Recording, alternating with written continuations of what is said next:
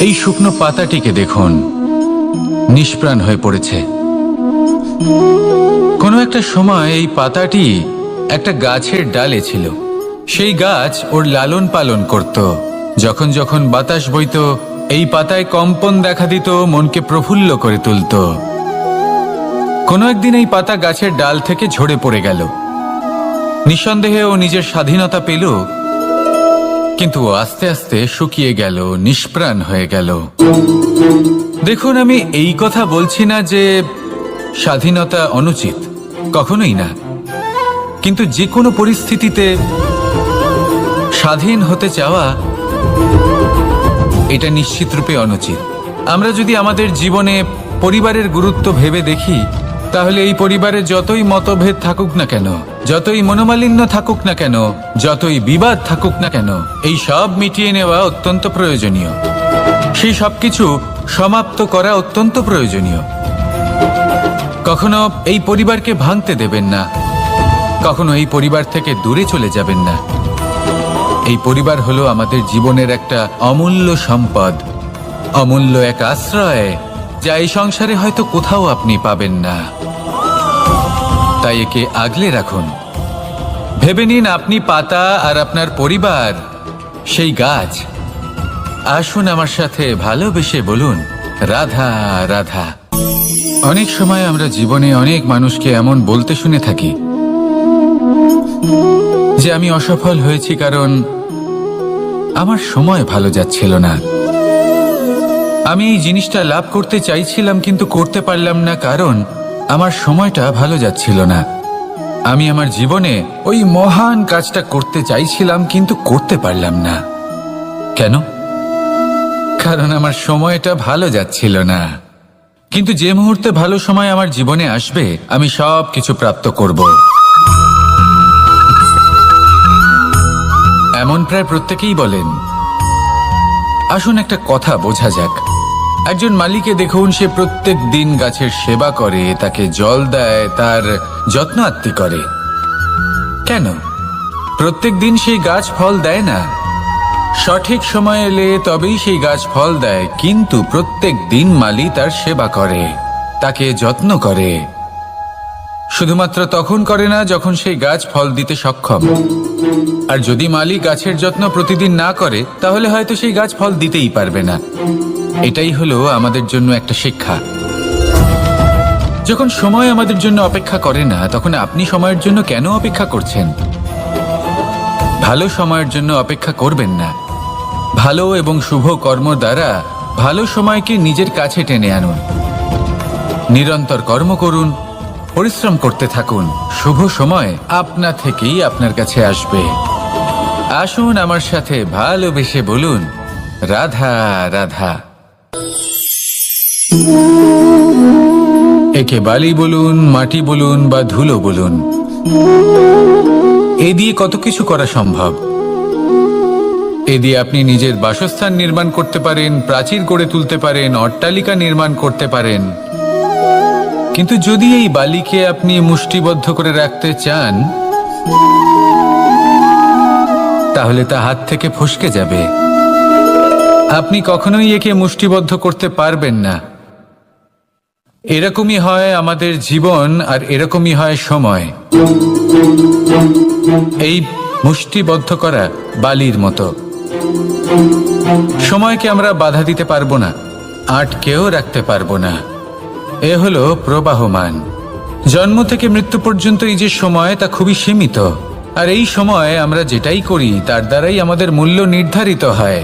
আর এই সংসার থেকে চলে যাওয়ার পরেও এই সংসার এই সব কর্মের জন্যই আমাদের মনে রাখে। তাই যদি আপনি এটা ভাবেন যে আজ যে কর্ম করার ছিল আমি না হয় কাল করে নেব, কাল আমার লক্ষ্যে পৌঁছানোর কথা ছিল আমি পরশু পৌঁছব, না, এই সময় খুব মূল্যবান, একে নষ্ট করবেন না। এই সময়কে সদ্ব্যবহার করুন, মহান হবার পথে অগ্রসর হন। একে যদি মুষ্টিবদ্ধ করে রাখার চেষ্টা করেন, এই সময় থেমে থাকবে না। আসুন আমার সাথে ভালোবেসে বলুন, রাধা রাধা। আমাদের জীবনে অনেক ধরনের ব্যক্তি এসে থাকেন। কেউ কেউ আমাদের সাথে থেকে যান, কেউ আমাদের থেকে দূরে চলে যান। কেউ ভালো মানুষ হন, কেউ খারাপ মানুষ। কিন্তু আমরা সবসময় সেই সময়টাকে নিয়ে দুঃখ প্রকাশ করি যখন আমাদের জীবনে কোনো খারাপ ব্যক্তি প্রবেশ করেন।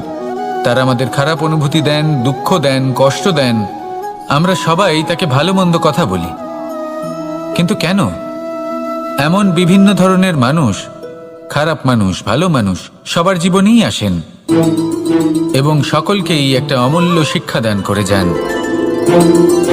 এবার আপনি নিজেই ভেবে দেখুন, জীবনে যখন প্রথমবার আপনি আগুন স্পর্শ করেছিলেন তখন আপনি একটা শিক্ষা লাভ করেছিলেন যে আমাকে আগুনের থেকে একটু দূরে থাকতে হবে। তারপর আস্তে আস্তে আপনি শিখলেন যে কিভাবে এই আগুনকে নিয়ন্ত্রণে রাখতে হবে। তারপর আপনি শিখলেন যে কিভাবে নিজের জীবনে তাকে প্রয়োগ করতে হবে, তা সে অন্ধকারে প্রকাশ লাভ করার জন্য হোক বা খাবার বানানোর জন্য। সেইভাবেই কোনো খারাপ ব্যক্তি যখন আপনার জীবনে আসে কোনো শিক্ষা দিয়ে যান, তার প্রতি কৃতজ্ঞ থাকুন। তার বিষয় খারাপ ভাবার বা খারাপ অনুভূতি নিয়ে থাকার কোনো প্রয়োজন নেই। সেই শিক্ষা লাভ করুন, ইতিবাচক মনোভাব নিয়ে জীবনের সামনে এগোতে থাকুন। কেউ নেই যিনি আপনাকে বাধা দিতে পারেন। আসুন আমার সাথে ভালোবেসে বলুন, রাধা রাধা। এই সংসারে অনেক অনেক এমন জ্ঞানী আছেন যারা নিজের সমস্ত জীবন জ্ঞান অর্জন করতে অতিবাহিত করেছেন। এই সংসারে এমন কোনো বেদ নেই, কোনো পুরাণ নেই, কোনো শাস্ত্র নেই, কোনো ভাষা নেই যা ওনারা জানেন না। এমন কোনো বিষয় নেই যা নিয়ে ওনারা কোনো বক্তব্য রাখতে পারবেন না। কিন্তু আমরা এই সকল জ্ঞানীকে কি ভালোবাসতে পারি? এনাদের সকলকে সম্মান করতে পারি না। কারণটা কি?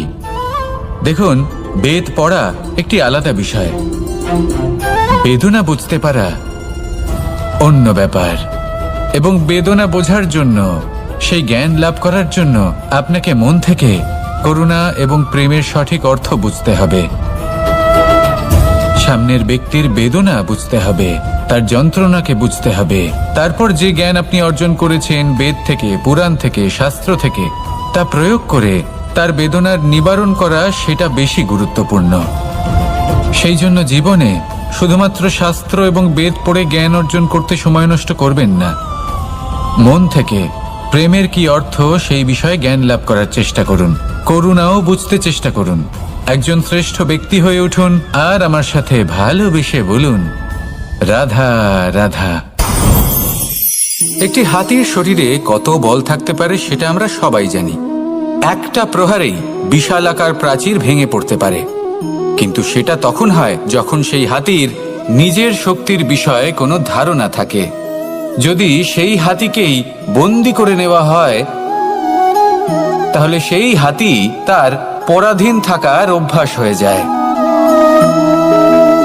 এই পরনির্ভরশীলতা আমাদের শরীরকে নয়, আমাদের মনকে বন্দি করে ফেলে। আর তার পরিণাম হলো এটাই যে আমাদের নিজেদের ওপর নিয়ন্ত্রণ থাকেই না।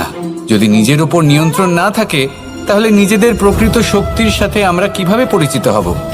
সেই জন্য এই সংসারের সবথেকে বড় আনন্দ হলো স্বাধীনতা। এই স্বতন্ত্রতাকে আনুন নিজের বিবেচনায়, নিজের চিন্তা ভাবনায়, নিজের জীবনে। কারোর কথায় প্রভাবিত হবেন না। নিজের বিবেকবোধ জাগ্রত করুন এবং এগোতে থাকুন। যখন এই বিবেচনা স্বতন্ত্র হবে তাহলে এই মন, জীবন স্বতন্ত্র হয়ে উঠবে। আর তখনই নিজের আসল শক্তি আপনার সামনে আসবে। আপনার সাহস, আপনার প্রতিভা আপনি জানতে পারবেন। তখনই জীবনে এগোতে পারবেন। তাহলে আসুন আর আমার সাথে ভালোবেসে বলুন, রাধা রাধা।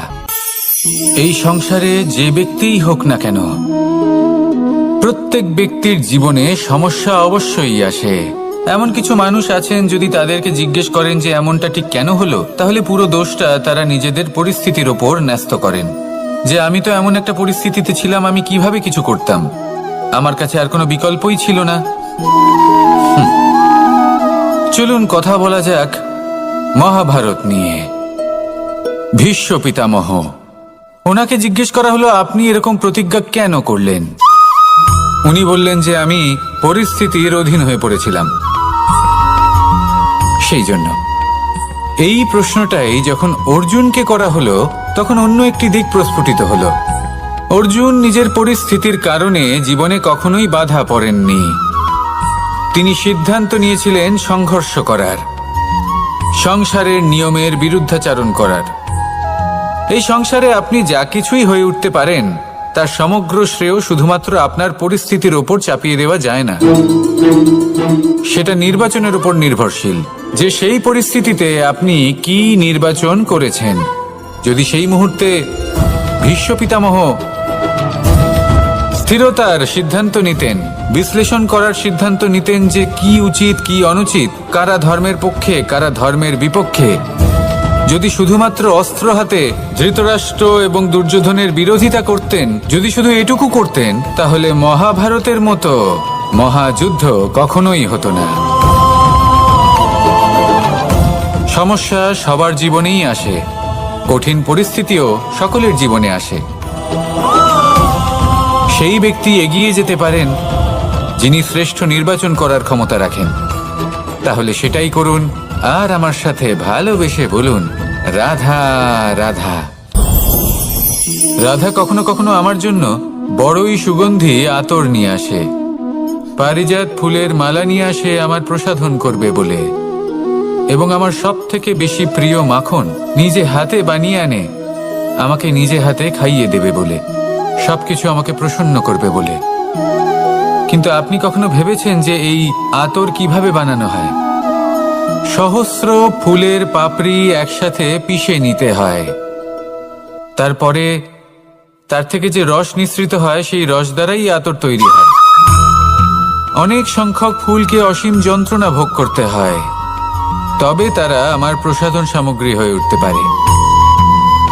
দুধ থেকে মাখন তৈরি করার জন্য কতটা পরিমাণ মন্থন সহ্য করতে হয় সেটা আপনি জানেন। ঠিক সেই রকমই হলো আমাদের জীবনও। বিপদও আসে, কঠিন পরিস্থিতিও আসে, এর সম্মুখীন হতে শিখুন। মনে রাখবেন, আপনি হলেন সেই দুধ যাকে মন্থন সহ্য করতে হবে মাখন হয়ে ওঠার জন্য। মনে রাখবেন, আপনি হলেন সেই ফুলের মতন যাদের পিষ্ট হতে হবে সুগন্ধি আতর হয়ে ওঠার জন্য, যাকেই সংসার পছন্দ করে। কখনো কখনো জীবনে আপনার সাথে খারাপ শুধুমাত্র এই কারণে ঘটে যাতে আপনার শ্রেষ্ঠ রূপ এই সংসারের সামনে আসতে পারে। শুধুমাত্র কঠিন পরিস্থিতি এবং বিপদকে একটা সুযোগ হিসেবে দেখার চেষ্টা করুন। আপনার জন্য এই সংসার বদলে যাবে, সংসারকে দেখার দৃষ্টিভঙ্গি পাল্টে যাবে, আপনার ভাগ্য পাল্টে যাবে, আর এই মন প্রসন্ন হয়ে বলবে, রাধা রাধা। জীবনে অনেক সময় আমরা এটা দেখে থাকি যে আগামী প্রজন্ম সেই কাজটি করে যেটা তার পূর্ববর্তী প্রজন্ম করে গেছেন। একটা উদাহরণ দিই, তাহলে দেখুন, একদিকে আছে মাতা পিতা যারা আজীবন সংঘর্ষ করেছেন ধন অর্জন করার জন্য, তারপর তারই সন্তান তার সাথেই লড়াই করে তার থেকে সমস্ত সম্পত্তি ছিনিয়ে নিল। তারপরে যত সময় অতিবাহিত হয় সেই সন্তানের সাথেও সেই একই ক্রিয়া ঘটতে থাকে, তার সন্তান তার সমস্ত সম্পত্তি ছিনিয়ে নেয়। তাহলে এমন কি সঞ্চয় করবেন যা পরবর্তী প্রজন্মকে দিয়ে যেতে পারেন সেই বিষয়ে ভাবুন। ভেবে দেখুন, এই যে ধন সঞ্চয় আপনি করছেন এর আসলে লাভ কি?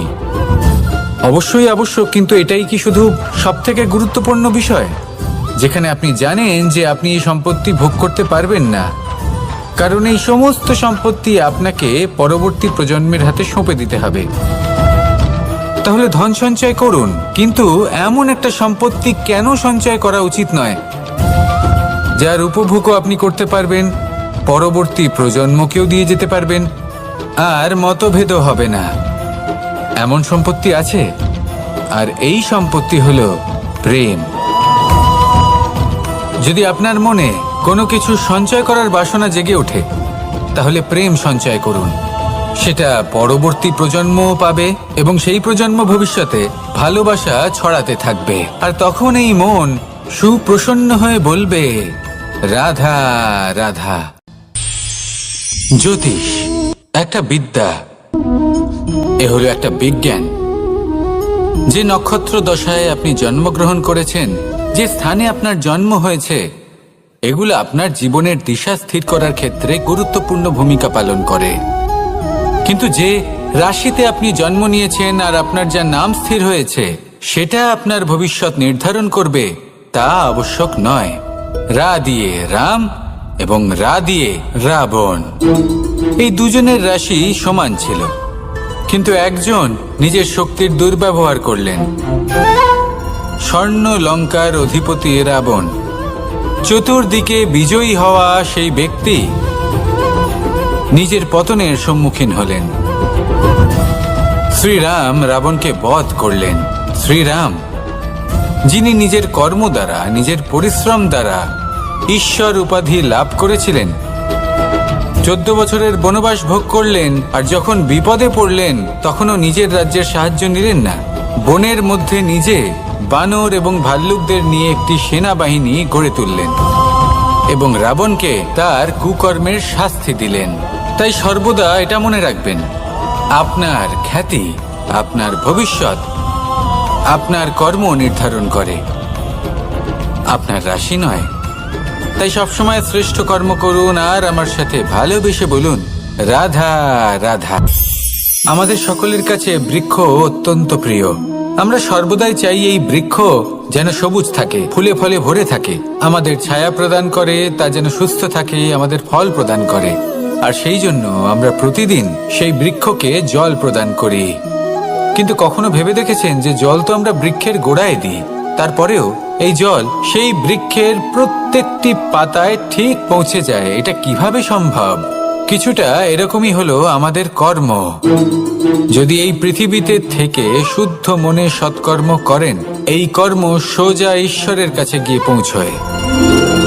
যদি শ্রদ্ধাভাব নিয়ে, সমর্পিত হয়ে, শুদ্ধ চিত্তে আপনি কাউকে সেবা করেন, তা সে মাতা পিতাই হোক, পরিবার হোক, গুরু হোক, পশুপক্ষী হোক বা সমাজ হোক, তাহলে সেটা সোজা ঈশ্বরের চরণে সমর্পিত হয়। সবসময় সবসময় শুদ্ধ চিত্তে সমর্পিত হয়ে এবং মনে শ্রদ্ধা ভাব নিয়ে কর্ম করুন। ঈশ্বর নিজে থেকেই এর ফল আপনাকে প্রদান করবেন। আসুন আমার সাথে ভালোবেসে বলুন, রাধা রাধা। আশা এবং বিশ্বাস মানুষের জীবনের দুই অমূল্য স্তম্ভ। এটাই হলো ঢাল এবং এটাই হলো অস্ত্র। এটাই আমাদের রক্ষা করে এবং এটাই আমাদের জীবনের পথ প্রশস্ত করে। কিন্তু ছোট একটা সমস্যা আছে। এবার যদি আপনি বটবৃক্ষের থেকে এই আশা রাখেন যে এ আমাকে ফল দেবে, তাহলে সেই আশা ভঙ্গ হওয়াই স্বাভাবিক। আর যদি আপনি বিশ্বাস করেন যে খেজুর গাছ আপনাকে ছায়া প্রদান করবে, তাহলে সেই বিশ্বাসও অবশ্যই ভঙ্গ হবে। তাহলে কি করা উচিত? চোখ বন্ধ করে যে কাউকে বিশ্বাস করার আগে বা যে কারোর থেকে আশা রাখার আগে নির্বাচন করুন যে কার ওপর বিশ্বাস রাখতে চান, কার ওপর আশা রাখতে চান। তবে আমি তো বলবো যে বিশ্বাস করতে হলে নিজের ওপর করুন, যে এই সংসারে এমন কোনো কাজ নেই যা আপনি করতে পারেন না। আর শুধু কর্ম করতে থাকুন আর ভরসা রাখুন ঈশ্বরের ওপর, যে উনি আপনার কর্ম দেখবেন আর আপনাকে আপনার কর্মফল অবশ্যই দেবেন, আপনাকে সাফল্য দেবেন। যদি আপনার বিশ্বাস অটল হয়, নিরন্তর পরিশ্রম করেন, তাহলে ঈশ্বর কখনোই আপনার আশা ভঙ্গ হতে দেবেন না। আসুন আর আমার সাথে ভালোবেসে বলুন, রাধা রাধা। যখন মানুষের মৃত্যু হয়,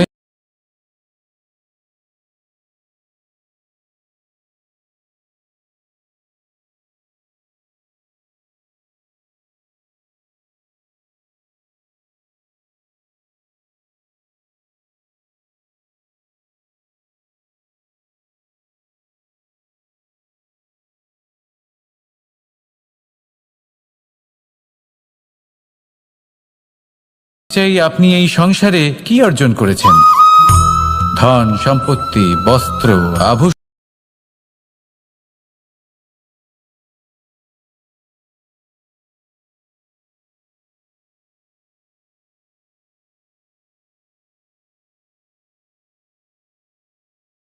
সেটাই এই সংসার থেকে চলে যাওয়ার পরেও সংসারেই জীবিত থাকবে।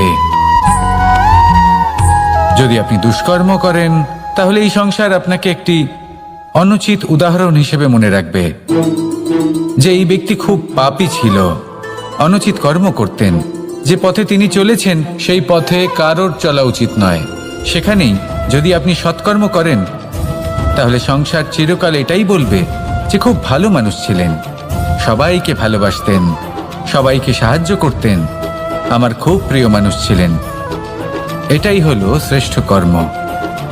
সেই জন্য জীবনে শুধুমাত্র ধন সম্পত্তি আভূষণ এই সব অর্জন করতে গিয়ে নিজের মনোনিবেশ করবেন না। শ্রেষ্ঠ কর্ম করুন। সংসার থেকে চলে যাওয়ার পরেও এই কর্মই এই সংসারে আপনাকে জীবিত রাখবে। আসুন আমার সাথে ভালোবেসে বলুন, রাধা রাধা। কখনো কখনো অন্ধকারের সাথে লড়াই করার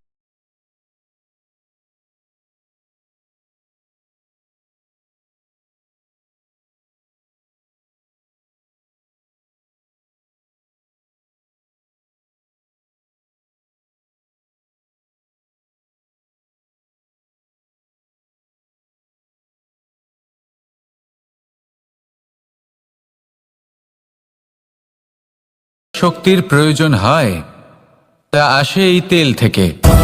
যদি এই তেল সমাপ্ত হয়ে যায় তাহলে এই প্রকাশ তাও সমাপ্ত হয়ে যায়। আর আমাদের জীবনে এই তেল হলো আমাদের কর্ম, আর এই আগুন আর এর দ্বারা উৎপন্ন হওয়া প্রকাশ আমাদের ভাগ্য। যত আমাদের কর্ম ক্ষীণ হতে থাকবে আমাদের ভাগ্য সৌভাগ্য কোথাও না কোথাও লুপ্ত হয়ে যাবে। যে উজ্জ্বল ভবিষ্যৎ আমরা চাইছি তা কখনো লাভ করতে পারবো না যদি কর্ম না করি। ঠিক যেমন তেল ছাড়া অগ্নি উৎপন্ন হয় না, তেমনি কর্ম ছাড়া সৌভাগ্য হয় না। আর যেমন কর্ম তেমন ভাগ্য। তাই সবসময় কর্ম করতে থাকুন, কর্ম করা থামাবেন না। আর আমার সাথে ভালোবেসে বলুন, রাধা রাধা। এই শুকনো পাতাটিকে দেখুন, নিষ্প্রাণ হয়ে পড়েছে। কোনো একটা সময় এই পাতাটি একটা গাছের ডালে ছিল। সেই গাছ ওর লালন পালন করত।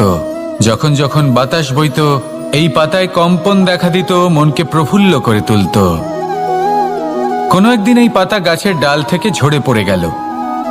নিঃসন্দেহে ও নিজের স্বাধীনতা পেল, কিন্তু আস্তে আস্তে শুকিয়ে গেল, নিষ্প্রাণ হয়ে গেল। দেখুন, আমি এই কথা বলছি না যে স্বাধীনতা অনুচিত, কখনোই না। কিন্তু যে কোনো পরিস্থিতিতে স্বাধীন হতে চাওয়া এটা নিশ্চিতরূপে অনুচিত। আমরা যদি আমাদের জীবনে পরিবারের গুরুত্ব ভেবে দেখি তাহলে এই পরিবারে যতই মতভেদ থাকুক না কেন, যতই মনোমালিন্য থাকুক না কেন, যতই বিবাদ থাকুক না কেন, এই সব মিটিয়ে নেওয়া অত্যন্ত প্রয়োজনীয়। সেই সবকিছু সমাপ্ত করা অত্যন্ত প্রয়োজনীয়। কখনো এই পরিবারকে ভাঙতে দেবেন না, কখনো এই পরিবার থেকে দূরে চলে যাবেন না। এই পরিবার হলো আমাদের জীবনের একটা অমূল্য সম্পদ, অমূল্য এক আশ্রয়, যা এই সংসারে হয়তো কোথাও আপনি পাবেন না। তাই একে আগলে রাখুন। ভেবে নিন আপনি পাতা আর আপনার পরিবার সেই গাছ। আসুন আমার সাথে ভালোবেসে বলুন, রাধা রাধা। অনেক সময় আমরা জীবনে অনেক মানুষকে এমন বলতে শুনে থাকি যে আমি অসফল হয়েছি কারণ আমার সময় ভালো যাচ্ছিল না। আমি এই জিনিসটা লাভ করতে চাইছিলাম কিন্তু করতে পারলাম না কারণ আমার সময়টা ভালো যাচ্ছিল না। আমি আমার জীবনে ওই মহান কাজটা করতে চাইছিলাম কিন্তু করতে পারলাম না। কেন? কারণ আমার সময়টা ভালো যাচ্ছিল না। কিন্তু যে মুহূর্তে ভালো সময় আমার জীবনে আসবে আমি সব কিছু প্রাপ্ত করব। এমন প্রায় প্রত্যেকেই বলেন।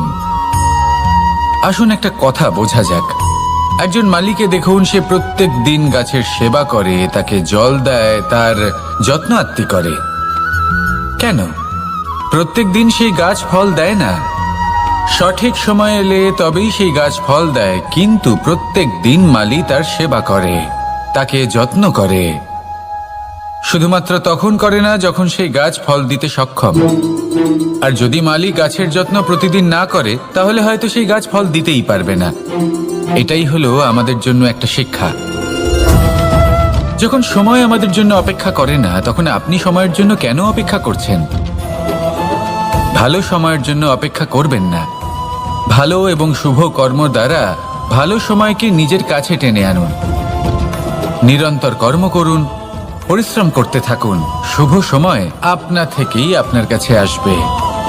আসুন আমার সাথে ভালোবেসে বলুন, রাধা রাধা। একে বালি বলুন, মাটি বলুন বা ধুলো বলুন, এ দিয়ে কত কিছু করা সম্ভব। এ দিয়ে আপনি নিজের বাসস্থান নির্মাণ করতে পারেন, প্রাচীর গড়ে তুলতে পারেন, অট্টালিকা নির্মাণ করতে পারেন। কিন্তু যদি এই বালিকে আপনি মুষ্টিবদ্ধ করে রাখতে চান, তাহলে তা হাত থেকে ফসকে যাবে। আপনি কখনোই একে মুষ্টিবদ্ধ করতে পারবেন না। এরকমই হয় আমাদের জীবন, আর এরকমই হয় সময়। এই মুষ্টিবদ্ধ করা বালির মতো। সময়কে আমরা বাধা দিতে পারবো না, আটকেও রাখতে পারবো না। এ হলো প্রবাহমান। জন্ম থেকে মৃত্যু পর্যন্ত এই যে সময়, তা খুবই সীমিত।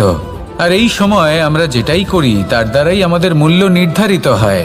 আর এই সংসার থেকে চলে যাওয়ার পরেও এই সংসার এই সব কর্মের জন্যই আমাদের মনে রাখে। তাই যদি আপনি এটা ভাবেন যে আজ যে কর্ম করার ছিল আমি না হয় কাল করে নেব, কাল আমার লক্ষ্যে পৌঁছানোর কথা ছিল আমি পরশু পৌঁছবো, না, এই সময় খুব মূল্যবান, একে নষ্ট করবেন না। এই সময়কে সদ্ব্যবহার করুন, মহান হবার পথে অগ্রসর হন। একে যদি মুষ্টিবদ্ধ করে রাখার চেষ্টা করেন, এই সময় থেমে থাকবে না। আসুন আমার সাথে ভালোবেসে বলুন, রাধা রাধা। আমাদের জীবনে অনেক ধরনের ব্যক্তি এসে থাকেন। কেউ কেউ আমাদের সাথে থেকে যান, কেউ আমাদের থেকে দূরে চলে যান। কেউ ভালো মানুষ হন, কেউ খারাপ মানুষ। কিন্তু আমরা সবসময় সেই সময়টাকে নিয়ে দুঃখ প্রকাশ করি যখন আমাদের জীবনে কোনো খারাপ ব্যক্তি প্রবেশ করেন। তারা আমাদের খারাপ অনুভূতি দেন, দুঃখ দেন, কষ্ট দেন। আমরা সবাই তাকে ভালো মন্দ কথা বলি। কিন্তু কেন? এমন বিভিন্ন ধরনের মানুষ, খারাপ মানুষ, ভালো মানুষ, সবার জীবনেই আসেন এবং সকলকেই একটা অমূল্য শিক্ষা দান করে যান। এবার আপনি নিজেই ভেবে দেখুন, জীবনে যখন প্রথমবার আপনি আগুন স্পর্শ করেছিলেন, তখন আপনি একটা শিক্ষা লাভ করেছিলেন যে আমাকে আগুনের থেকে একটু দূরে থাকতে হবে। তারপর আস্তে আস্তে আপনি শিখলেন যে কিভাবে এই আগুনকে নিয়ন্ত্রণে রাখতে হবে। তারপর আপনি শিখলেন যে কিভাবে নিজের জীবনে তাকে প্রয়োগ করতে হবে, তা সে অন্ধকারে প্রকাশ লাভ করার জন্য হোক বা খাবার বানানোর জন্য। সেইভাবেই কোনো খারাপ ব্যক্তি যখন আপনার জীবনে আসে, কোনো শিক্ষা দিয়ে যান, তার প্রতি কৃতজ্ঞ থাকুন। তার বিষয় খারাপ ভাবার বা খারাপ অনুভূতি নিয়ে থাকার কোনো প্রয়োজন নেই। সেই শিক্ষা লাভ করুন, ইতিবাচক মনোভাব নিয়ে জীবনের সামনে এগোতে থাকুন। কেউ নেই যিনি আপনাকে বাধা দিতে পারেন। আসুন আমার সাথে ভালোবেসে বলুন, রাধা রাধা। এই সংসারে অনেক অনেক এমন জ্ঞানী আছেন যারা নিজের সমস্ত জীবন জ্ঞান অর্জন করতে অতিবাহিত করেছেন। এই সংসারে এমন কোনো বেদ নেই, কোনো পুরাণ নেই, কোনো শাস্ত্র নেই, কোনো ভাষা নেই যা ওনারা জানেন না। এমন কোনো বিষয় নেই যা নিয়ে ওনারা কোনো বক্তব্য রাখতে পারবেন না। কিন্তু আমরা এই সকল জ্ঞানীকে কি ভালোবাসতে পারি? এনাদের সকলকে সম্মান করতে পারি না। কারণটা কি? দেখুন, বেদ পড়া একটি আলাদা বিষয়, বেদনা বুঝতে পারা অন্য ব্যাপার। এবং বেদনা বোঝার জন্য, সেই জ্ঞান লাভ করার জন্য আপনাকে মন থেকে করুণা এবং প্রেমের সঠিক অর্থ বুঝতে হবে। সামনের ব্যক্তির বেদনা বুঝতে হবে, তার যন্ত্রণাকে বুঝতে হবে। তারপর যে জ্ঞান আপনি অর্জন করেছেন বেদ থেকে, পুরাণ থেকে, শাস্ত্র থেকে, তা প্রয়োগ করে তার বেদনার নিবারণ করা, সেটা বেশি গুরুত্বপূর্ণ। সেই জন্য জীবনে শুধুমাত্র শাস্ত্র এবং বেদ পড়ে জ্ঞান অর্জন করতে সময় নষ্ট করবেন না। মন থেকে প্রেমের কি অর্থ সেই বিষয়ে জ্ঞান লাভ করার চেষ্টা করুন। করুণাও বুঝতে চেষ্টা করুন। একজন শ্রেষ্ঠ ব্যক্তি হয়ে উঠুন আর আমার সাথে ভালোবেসে বলুন, রাধা রাধা। একটি হাতির শরীরে কত বল থাকতে পারে সেটা আমরা সবাই জানি। একটা প্রহারেই বিশালাকার প্রাচীর ভেঙে পড়তে পারে, কিন্তু সেটা তখন হয় যখন সেই হাতির নিজের শক্তির বিষয়ে কোনো ধারণা থাকে। যদি সেই হাতিকেই বন্দি করে নেওয়া হয়, তাহলে সেই হাতি তার পরাধীন থাকার অভ্যাস হয়ে যায়। এই পরনির্ভরশীলতা আমাদের শরীরকে নয়, আমাদের মনকে বন্দি করে ফেলে। আর তার পরিণাম হলো এটাই যে আমাদের নিজেদের ওপর নিয়ন্ত্রণ থাকেই না। যদি নিজের ওপর নিয়ন্ত্রণ না থাকে, তাহলে নিজেদের প্রকৃত শক্তির সাথে আমরা কিভাবে পরিচিত হব? সেই জন্য এই সংসারের সব থেকে বড় আনন্দ হলো স্বাধীনতা। এই স্বতন্ত্রতাকে আনুন নিজের বিবেচনায়, নিজের চিন্তাভাবনায়, নিজের জীবনে। কারোর কথায় প্রভাবিত হবেন না। নিজের বিবেকবোধ জাগ্রত করুন এবং এগোতে থাকুন। যখন এই বিবেচনা স্বতন্ত্র হবে, তাহলে এই মন জীবন স্বতন্ত্র হয়ে উঠবে, আর তখনই নিজের আসল শক্তি আপনার সামনে আসবে। আপনার সাহস, আপনার প্রতিভা আপনি জানতে পারবেন, তখনই জীবনে এগোতে পারবেন। তাহলে আসুন আর আমার সাথে ভালোবেসে বলুন, রাধা রাধা। এই সংসারে যে ব্যক্তিই হোক না কেন, প্রত্যেক ব্যক্তির জীবনে সমস্যা অবশ্যই আসে। এমন কিছু মানুষ আছেন, যদি তাদেরকে জিজ্ঞেস করেন যে এমনটা ঠিক কেন হলো, তাহলে পুরো দোষটা তারা নিজেদের পরিস্থিতির ওপর ন্যস্ত করেন। যে আমি তো এমন একটা পরিস্থিতিতে ছিলাম, আমি কিভাবে কিছু করতাম, আমার কাছে আর কোনো বিকল্পই ছিল না। চলুন কথা বলা যাক মহাভারত নিয়ে। ভীষ্ম পিতামহ, ওনাকে জিজ্ঞেস করা হলো, আপনি এরকম প্রতিজ্ঞা কেন করলেন? উনি বললেন যে আমি পরিস্থিতির অধীন হয়ে পড়েছিলাম, সেই জন্য। এই প্রশ্নটাই যখন অর্জুনকে করা হলো, তখন অন্য একটি দিক প্রস্ফুটিত হলো। অর্জুন নিজের পরিস্থিতির কারণে জীবনে কখনোই বাধা পড়েননি। তিনি সিদ্ধান্ত নিয়েছিলেন সংঘর্ষ করার, সংসারের নিয়মের বিরুদ্ধাচারণ করার। এই সংসারে আপনি যা কিছুই হয়ে উঠতে পারেন, তার সমগ্র শ্রেয় শুধুমাত্র আপনার পরিস্থিতির ওপর চাপিয়ে দেওয়া যায় না। সেটা নির্বাচনের উপর নির্ভরশীল, যে সেই পরিস্থিতিতে আপনি কি নির্বাচন করেছেন। যদি সেই মুহূর্তে ভীষ্ম পিতামহ স্থিরতার সিদ্ধান্ত নিতেন, বিশ্লেষণ করার সিদ্ধান্ত নিতেন যে কি উচিত কি অনুচিত, কারা ধর্মের পক্ষে কারা ধর্মের বিপক্ষে, যদি শুধুমাত্র অস্ত্র হাতে ধৃতরাষ্ট্র এবং দুর্যোধনের বিরোধিতা করতেন, যদি শুধু এটুকু করতেন, তাহলে মহাভারতের মতো মহাযুদ্ধ কখনোই হতো না। সমস্যা সবার জীবনেই আসে, কঠিন পরিস্থিতিও সকলের জীবনে আসে। সেই ব্যক্তি এগিয়ে যেতে পারেন যিনি শ্রেষ্ঠ নির্বাচন করার ক্ষমতা রাখেন। তাহলে সেটাই করুন আর আমার সাথে ভালোবেসে বলুন, রাধা রাধা। রাধা কখনো কখনো আমার জন্য বড়ই সুগন্ধি আতর নিয়ে আসে, পারিজাত ফুলের মালা নিয়ে আসে আমার প্রসাধন করবে বলে, এবং আমার সব থেকে বেশি প্রিয় মাখন নিজে হাতে বানিয়ে আনে আমাকে নিজে হাতে খাইয়ে দেবে।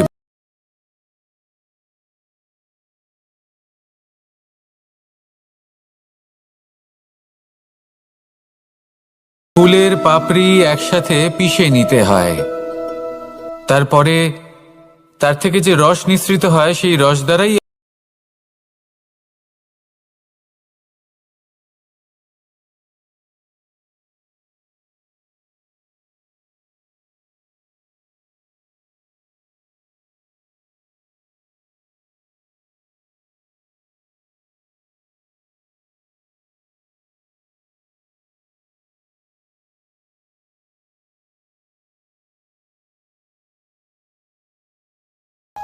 মনে রাখবেন, আপনি হলেন সেই দুধ যাকে মন্থন সহ্য করতে হবে মাখন হয়ে ওঠার জন্য।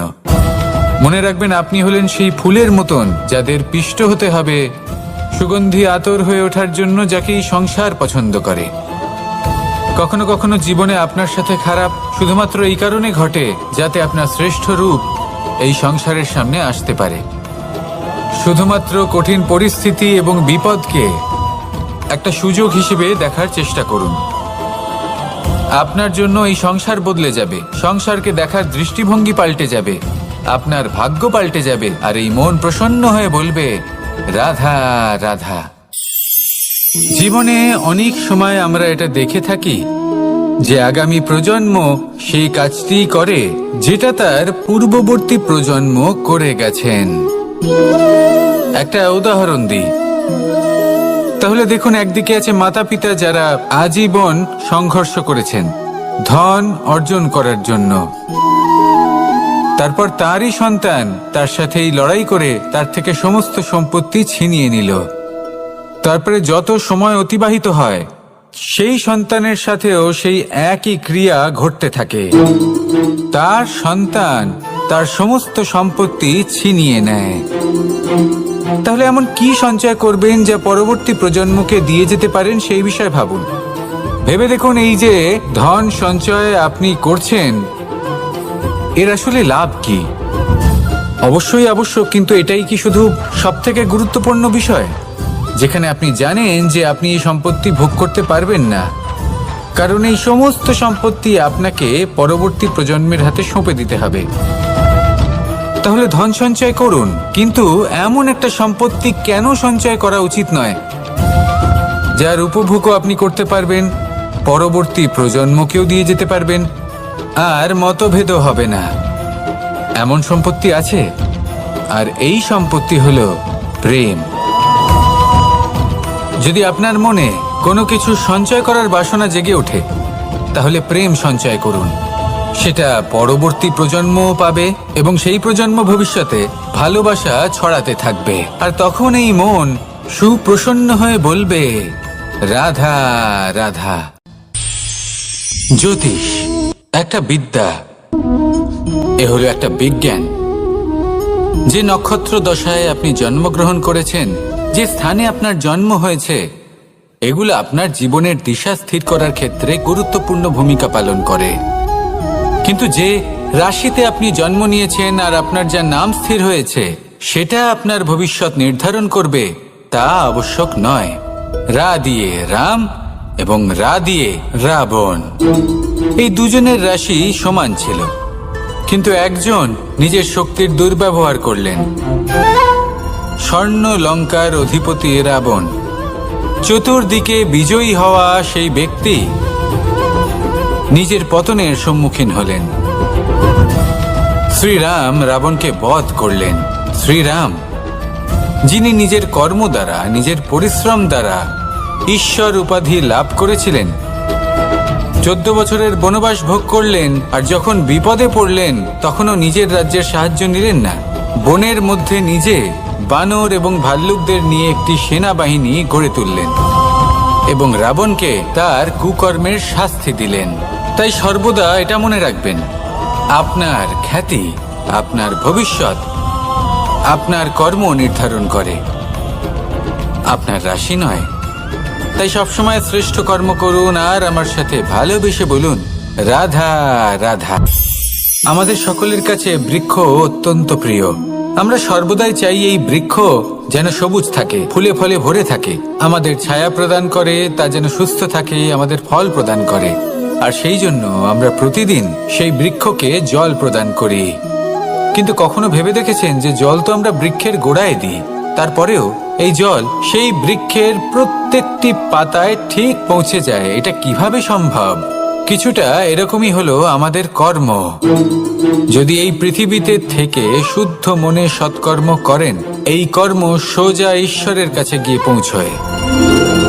যদি শ্রদ্ধা ভাব নিয়ে সমর্পিত হয়ে শুদ্ধ চিত্তে আপনি কাউকে সেবা করেন, তা সে মাতা পিতাই হোক, পরিবার হোক, গুরু হোক, পশুপক্ষী হোক বা সমাজ হোক, তাহলে সেটা সোজা ঈশ্বরের চরণে সমর্পিত হয়। সবসময় শুদ্ধ চিত্তে সমর্পিত হয়ে এবং মনে শ্রদ্ধা ভাব নিয়ে কর্ম করুন। ঈশ্বর নিজে থেকেই এর ফল আপনাকে প্রদান করবেন। আসুন আমার সাথে ভালোবেসে বলুন